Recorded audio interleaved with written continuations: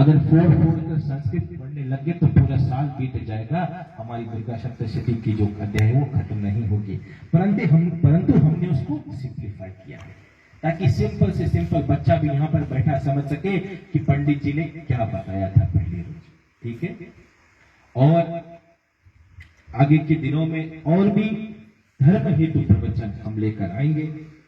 बताया जाता है कि दुर्गा सप्तशती का जो पहला श्लोक है, क्या कोई गेस कर सकता है माता जी के किस स्वरूप के बारे में है? पहला श्लोक, हम उसको पुरस्कार देंगे।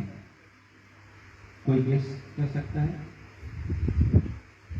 प्रधान जी उसको रिचार्ज कर देंगे। इसका एक गेस ही ले लो।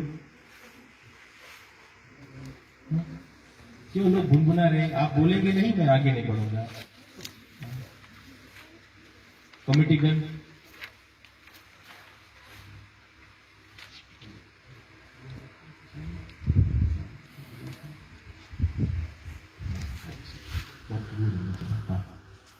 पहला जो श्लोक है दुर्गा सप्तशती का वो माता महाकाली का आता है। फर्स्ट श्लोक आप लोगों को अच्छी तरह से पढ़ना चाहिए। बताया जाता है कि मैं उस भगवती का ध्यान करता हूं और मैं उस भगवती की शरणागति में जा रहा हूं, उस महाकाली का जिसका 10 सिर है, यानी कि 10 फेसेस, जिसके 10 पैर हैं, और उस भगवती जिसने अपने भुजाओं में तलवार, चक्र, गदा, बाण, धनुष, वज्र और कपाल, शंख आदि लेकर प्रकट हुई है।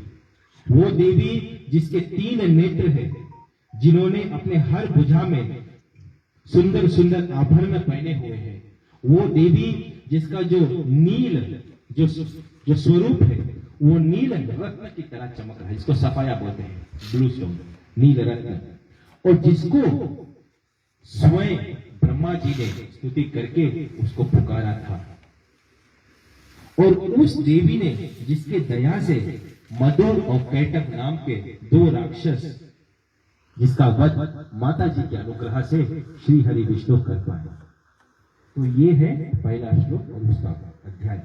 बताया जाता है कि दुर्गा सप्तशती की जो पहली पार्ट है, मैं सिंपल से बता रहा हूं, ठीक है, वो 2 गाथा पे चलती है।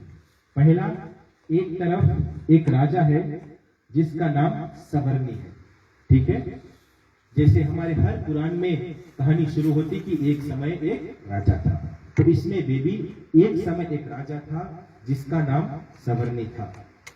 बताया जाता है उस राजा की बड़ी दर्दनाक दुख भरी कहानी थी।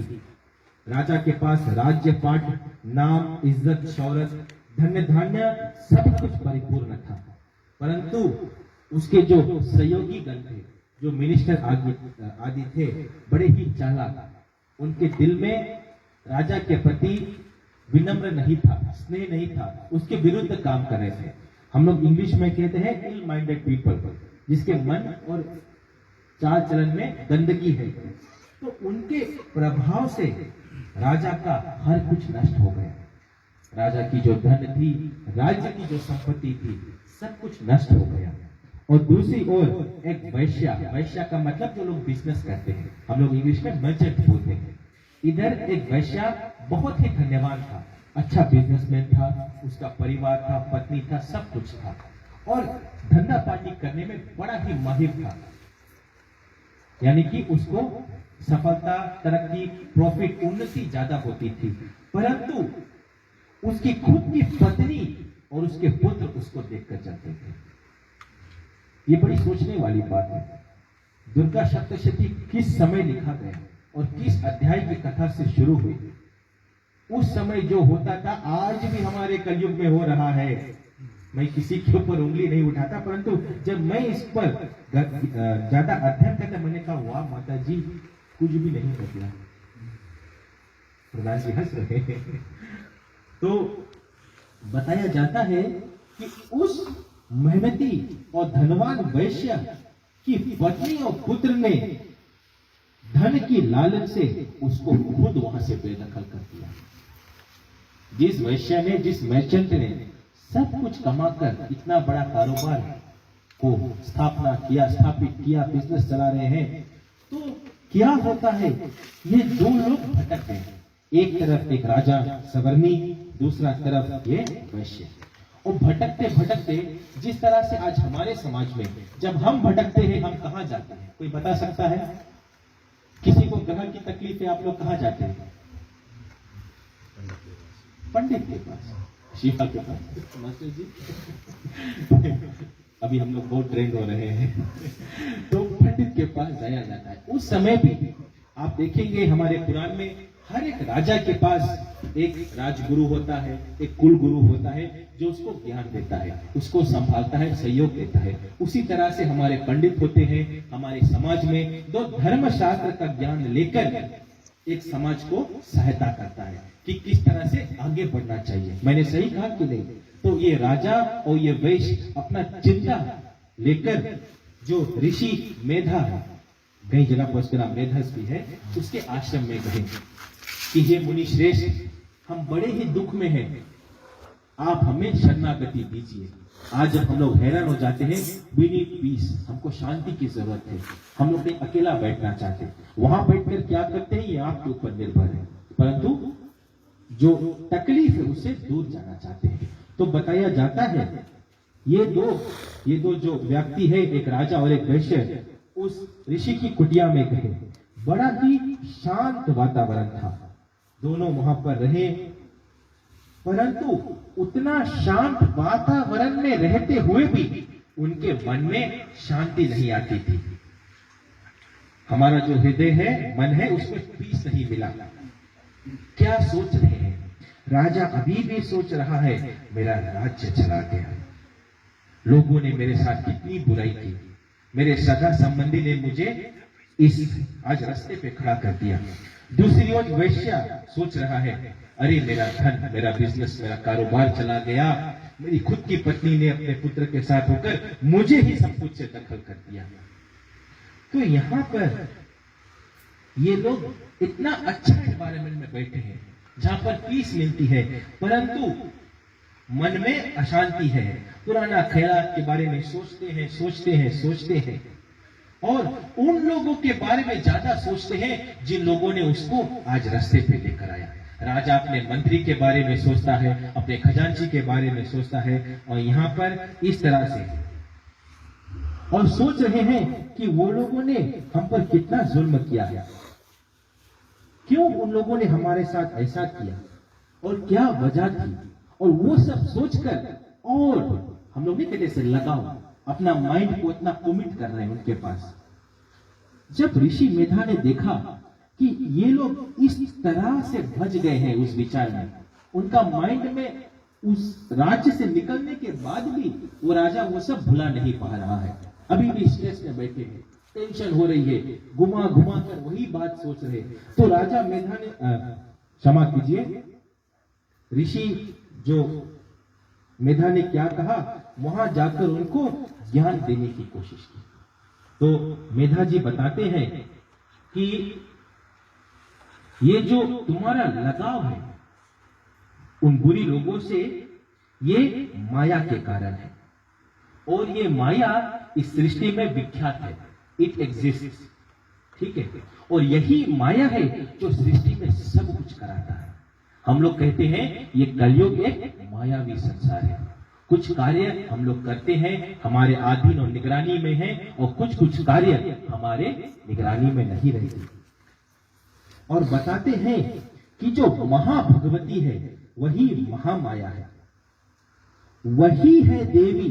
ये जो मैं पढ़ने जा रहा हूं इसको ध्यान से सुनो, यहां पर बताते हैं वही भगवती महामाया है जो मनुष्य के मति को मारकर और उस पर माया डाल देता है।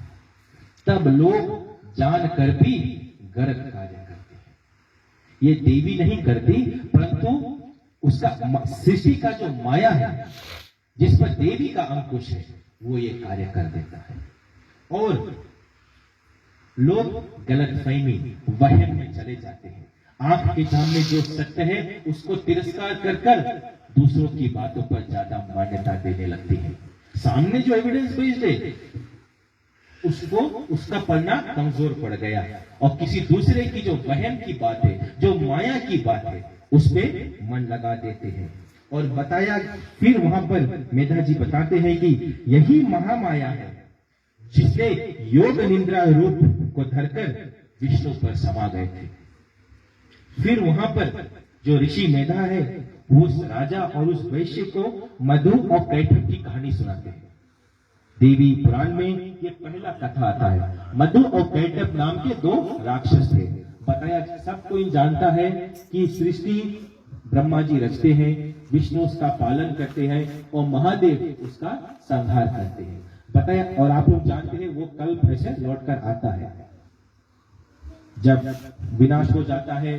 बताया जाता है उस समय सब तरफ जल ही जल हो जाता है, डिस्ट्रक्शन, कुछ भी नहीं बचती, पृथ्वी का एक तिनका नहीं बचता, सब कुछ जल के भीतर डूब जाता है। महाविष्णु जो सृष्टि चलाते हैं वो निद्रा में चले जाते हैं, यानी कि देवी जिस तरह से हमारे ऊपर नींद आती है उसी तरह से जो महामाया भगवती है वो विष्णु जी के ऊपर समा जाते हैं और विष्णु जी सो जाते हैं। तब उसके नाभि में से कमल उत्पन्न होती है और उसमें से ब्रह्मा जी प्रकट होते हैं। फिर ब्रह्मा जी विष्णु जी को नमस्कार करके सृष्टि की रचना करते हैं। ये सब कोई जानता है। बताया जाता है कि उस समय जब महाविष्णु निद्रा के समय में थे तो उसके कान के मैले से दो राक्षस उत्पन्न हुए। एक का नाम था मधु और एक का नाम था कैटभ। जब वो बाहर आए तब उन्होंने देखा कि विष्णु जी तो सो रहे हैं, वो जग नहीं रहा, परंतु तब उसने देखा कि नाभि कमल में से ब्रह्मा जी प्रकट हुए। अब जो यहाँ पर जो दो राक्षस है उनका बर्ताव है शासन, उनको अथॉरिटी चाहिए।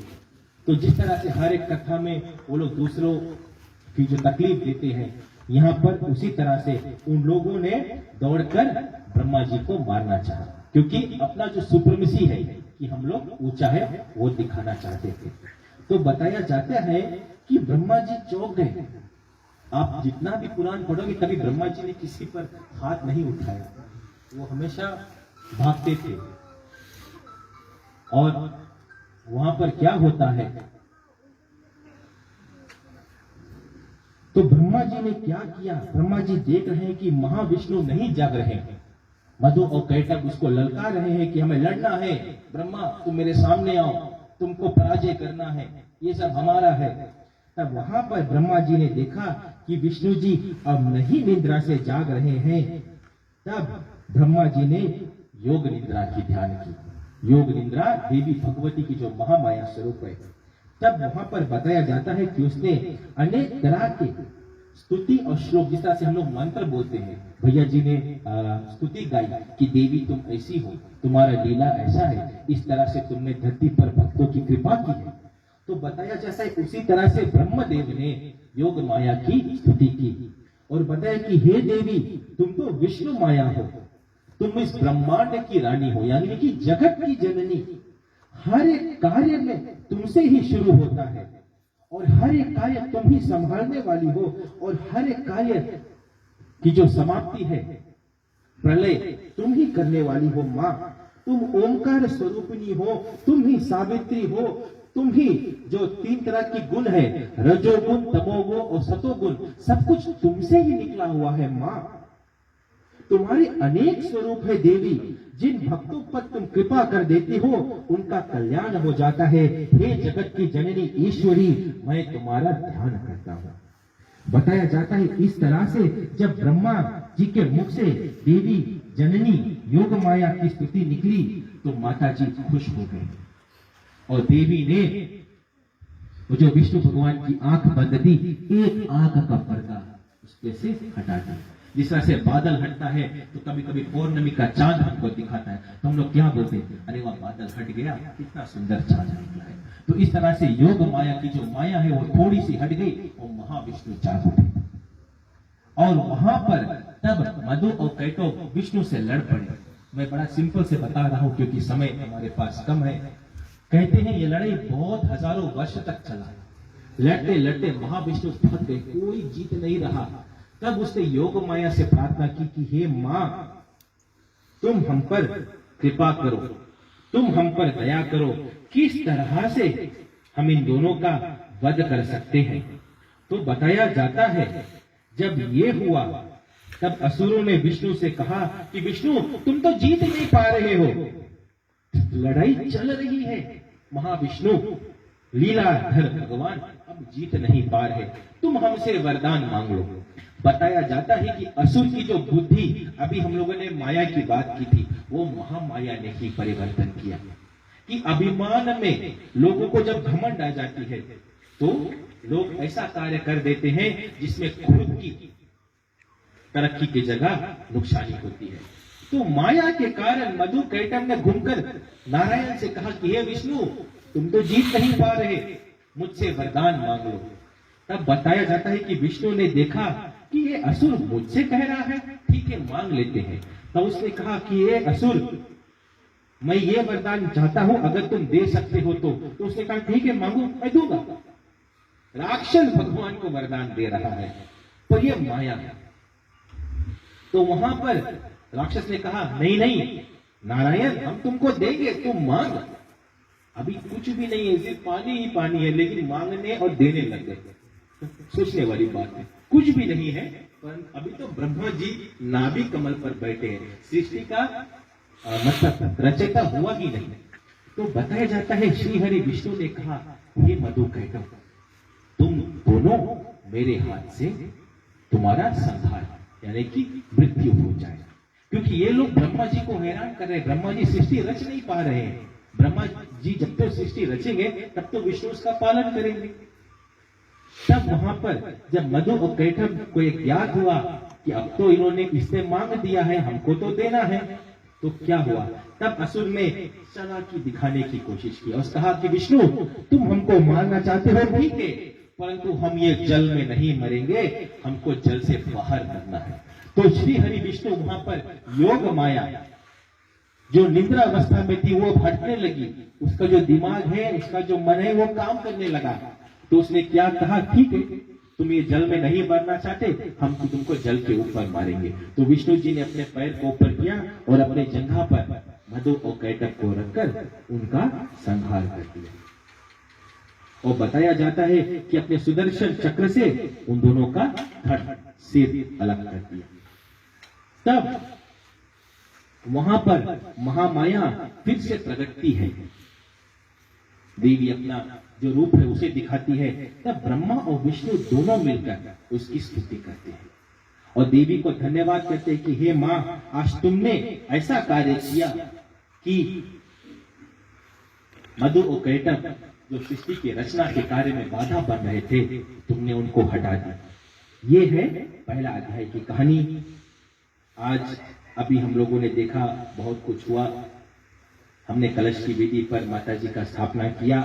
मैं थोड़ा समय लेकर आने वाले दिनों के पूजा के बारे में थोड़ा चर्चा करना चाहता हूँ, फिर माता जी का मंगल आरती आगे होगा।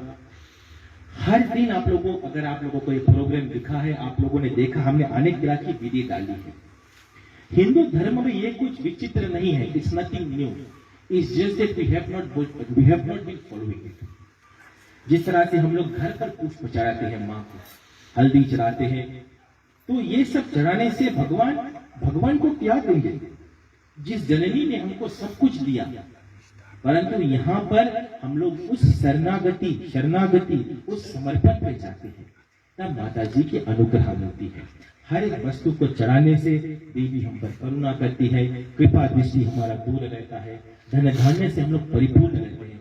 लोग हमारे पास आते हैं कि पंडित जी धन इतना कमा कर लाते हैं, परंतु घर में बरकत नहीं होती। हमारा बहुत अच्छा सैलरी है, परंतु हम बचा नहीं पाते। और कुछ लोग इतना सा कमा कर लाते, परंतु इतना ज्यादा बचा नहीं। अब वो कंजूस है या नहीं मुझे नहीं पता, परंतु उनके हाथ में पैसा रुकता है। बहुत हंस रहा है ये, इसको जूस पिलाना पड़ेगा। तो बोलने का मतलब है ये क्यों किसी के भाग्य में होती, किसी के भाग्य में नहीं होती। लोग कहते हैं हम भाग्य नहीं पलट सकते, लेकिन देवी भागवत पुराण बताता है जिस पर भगवती की अनुग्रह होती है वो हर एक संकट से दूर होता है। मैं कुमिटीगण के सहायक होकर ऐसे कथा कल से थोड़ा डिफरेंट रहेगा, उसको प्रस्तुत करूंगा। I want people to understand the mercy of God. भगवान से प्यार किस तरह से करनी चाहिए। आप लोग सब कर रहे हैं, आई एम वेरी हैप्पी। मैंने बहुत तरक्की देखी, मैंने बहुत तरह का आप लोगों का आयोजना देखा, आप लोगों की जो सुम्मत है देखी, बहुत बड़ी बात है प्रधान जी। परंतु I am gonna help you polish it. मैं चाहता हूं कि आज हम लोग अपने धर्म को अच्छी तरह से समझें। इसमें बहुत सुंदरता है। मैं जब देवी के बारे में सोचता हूं तो मुझे मेरे जीवन की कहानी खुद दिखाती है। मैं कौन था, आज भगवती ने मुझे किस लायक बनाया। छोटा इंसान हूं, परंतु जो भगवती के सामने बैठता है, मैं तो हमेशा कहता हूं मां मुझे सिर्फ सेवा ही चाहिए। क्यों सेवा मांगता हूं? मैं सबसे बड़ा लालची हूं आप लोगों से, क्योंकि जब उसके शरण में रहेंगे तो कभी भटकेंगे नहीं। तो मैं चाहता हूं तुम लोग भी माई से क्या मांगो कि माई मुझे तुम्हारा सेवा चाहिए। आप लोग बड़े ही भाग्यशाली हैं। कई लोग मंदिर के पास रहकर मंदिर नहीं आते, कई लोग मंदिर के भीतर रहकर मूर्ति नहीं छू पाते। तो मैया आप लोग बड़े ही पुण्य हैं, पुण्यदायक है। अपने भाग्य को टटोलो। किस जन्म का पुण्य कमाया कि जो जननी सृष्टि चलाती है, जो महामारी द्रौपदी स्वरूप में हमारे गांव पर बैठी है, दूर जाने की जरूरत नहीं। पुजारी जी आप अपने आप को भाग्यशाली माने। किस जन्म का पुण्य है कि तुम सुबह आकर उसको जगाती हो कि अम्मा तू जाग जा, मैं तुम्हारे लिए फूल लाया हूं। कल बोल रहे थे कि चोरी करके लाया, जो भी है शायद प्यार से बोल रहे थे, पर क्या प्यार कि माई मैं ये सुंदर सुंदर फूल तुम्हारे लिए लाया। ये समर्पण है। माई मेरे घर में कुछ नहीं है, पर यह चीनी मुनक्का तुम्हारे लिए लाया। अम्मा ने कहा हमने राखी कोड़ा बोई है, हमारी प्रथा है वो बलि की। कितनी बड़ी बात कि तुमने इतनी बड़ी दृष्टि रोक दी। माता जी फूल लाती है, कोई यहाँ पर झाड़ू मारता है, ये हर पुण्यदायक कार्य है। कभी कभी हम लोग भटकते हैं, लोग दीप क्रीम सब करते हैं, उसकी अलग मान्यता है, पर आप मुझे कभी नहीं सुनोगे वो करते हुए, क्योंकि समर्पण करके जो मैंने पाया आज भगवती ने मुझे इस लायक बनाया। That is my message to you. जीवन का 8 दिन निकालिए, 9 तिथि में हम लोग यही करेंगे। हर एक कार्य करते हैं, धूप दीप नैवेद्य आरती सब होगा, परंतु how to utilise that into your life, that will make you a better person. आज की कथा मैं यहीं पर समाप्त करता हूं। भाई जी एक कीर्तन करेंगे, फिर हम लोग माता जी की विशेष आराधना करेंगे। धन्यवाद।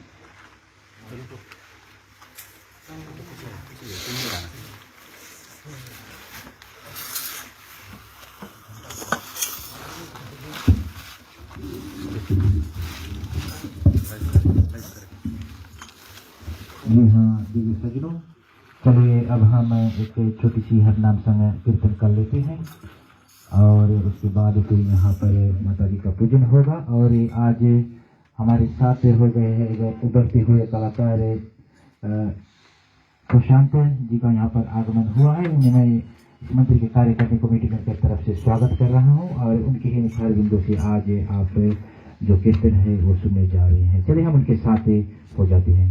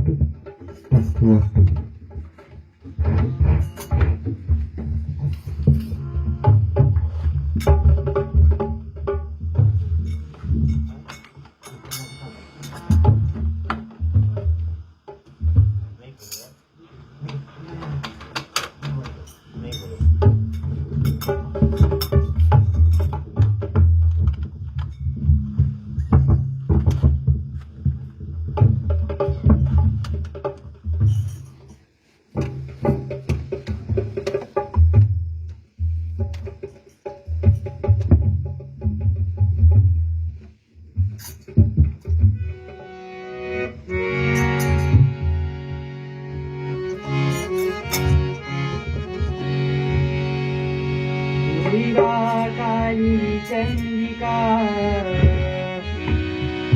मारू पिलने को माई हम सब बालक तेरे शरण में विनती सुन लो हमारे आओ हमरे अगनवासी रावाले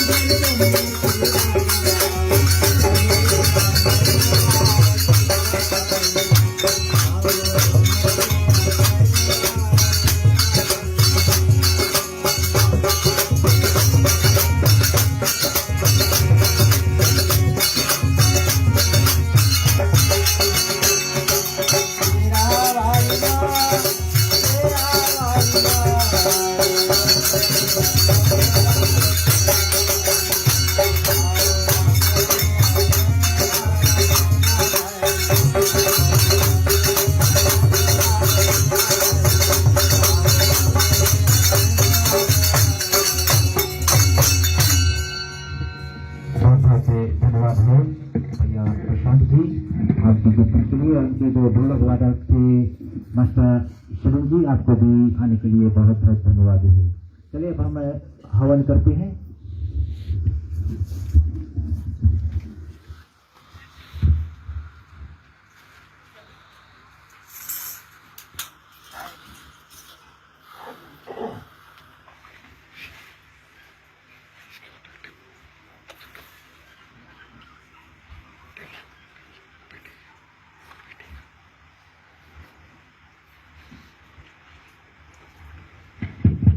अब हम लोग हवन करेंगे संक्षिप्त में।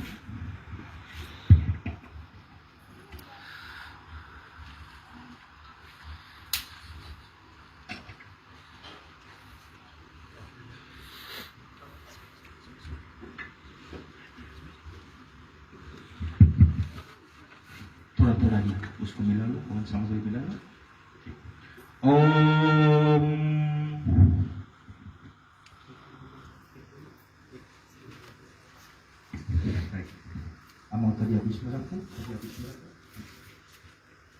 ओम प्रजापते स्वाहा इदं प्रजापतेऽहं नाम ओम इंद्राये स्वाहा इदं इंद्रायेऽहं नाम ओम अग्नये स्वाहा इदं अग्नयेऽहं नाम ओम निरुताये स्वाहा इदं निरुतायेऽहं नाम ओम सोमाय स्वाहा इदं सोमायेऽहं नाम ओम वरुणाय स्वाहा इदं वरुणायेऽहं नाम ओम ईशानाय स्वाहा इदं ईशानायेऽहं नाम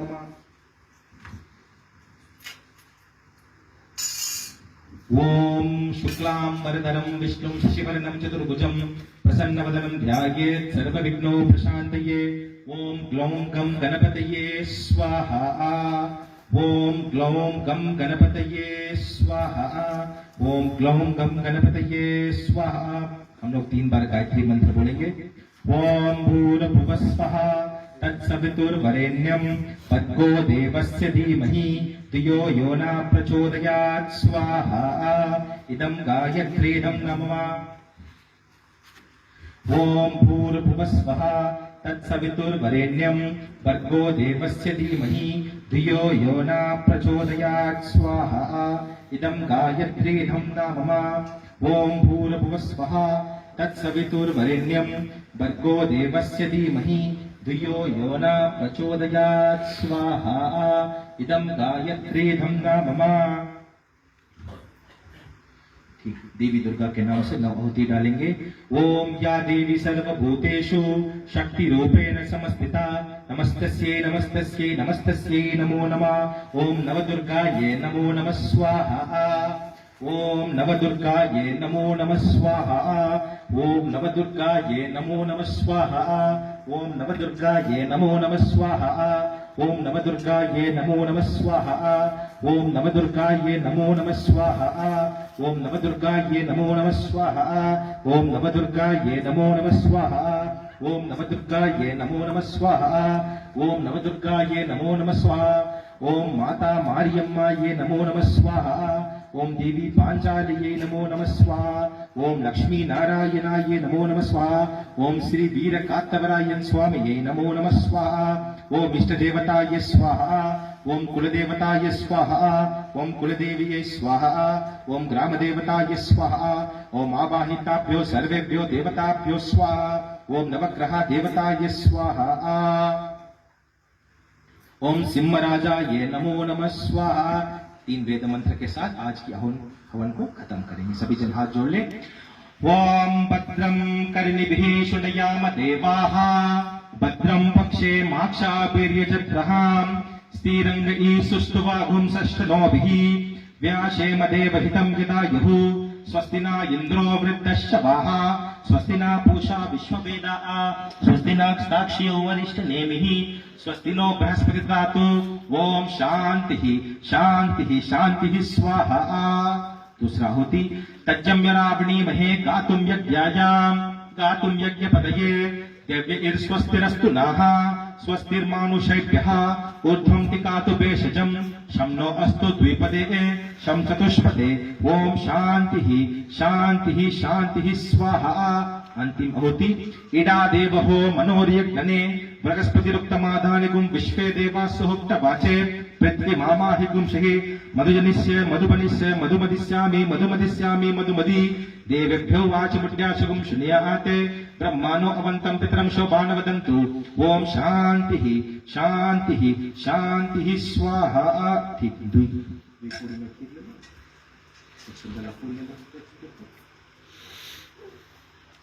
सभी जन खड़ा हो जाओ। सभी जन खड़ा हो जाओ, हाथ लगा लो। यही माता से प्रार्थना करा कि हे भगवती महापूर्णवती आपको अर्पण करें, कृपा करके स्वीकार करना। कोई भूल चूक हो तो क्षमा करना देवी। ओम पूर्णमदा पूर्णमिदं पूर्णात् पूर्णमुदच्यते पूर्णस्य पूर्णमादाय पूर्णमेवावशिष्यते। श्री नवदुर्गा देवी अंबिकाय महामारी द्रौपदी अंबिकाय प्रथम नवरात्रि उत्सव विशेष महापूर्णवतीं समर्पयामि। बोलो मारियम्मन माता की जय। बोलो सर्व दुख निवारिणी द्रौपदी माता की जय। वसोधारा मम कर्मणः ओम वसोधारा सहस्रमसि वसोधारा पवित्रमसि वसोधारा कर्मगंटकेभ्यो स्वाहा।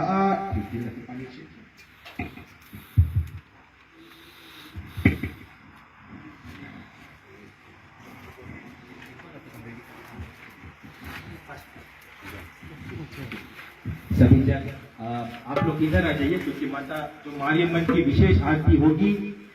देवी अखिल ब्रह्मांड में एक ही है, तो इस तरह से आप लोग बैठ सकते हैं, खड़ा हो सकते हैं, मुझे कोई भी आपत्ति नहीं है, क्योंकि आप लोग माता जी का वो जो दीपदान उत्सव है उसका दर्शन कर सकते हैं। ठीक है।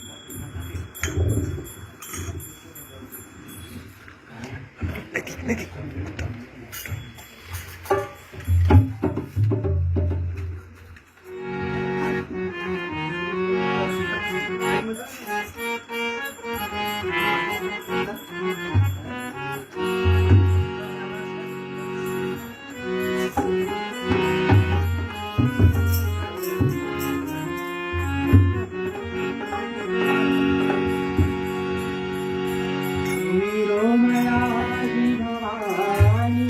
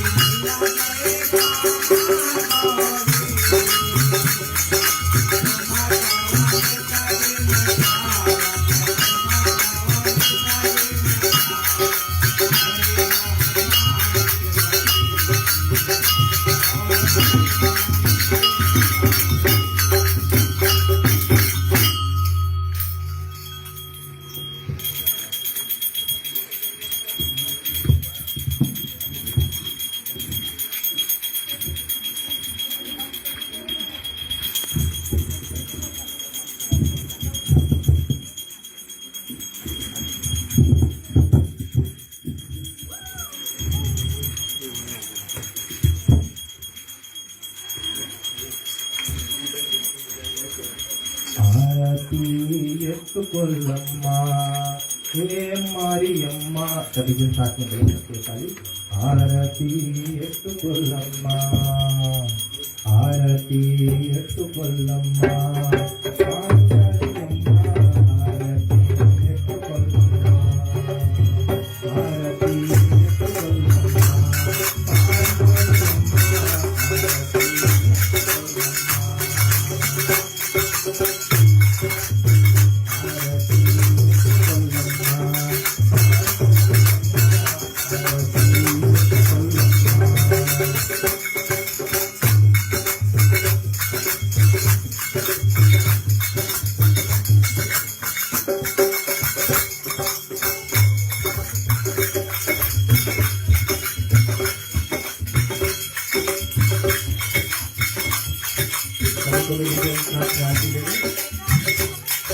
ओम सर्वमंगलमांगल्ये शिवे सर्वार्थसाधिके शरण्ये त्र्यंबके गौरी नारायणी नमोस्तुते।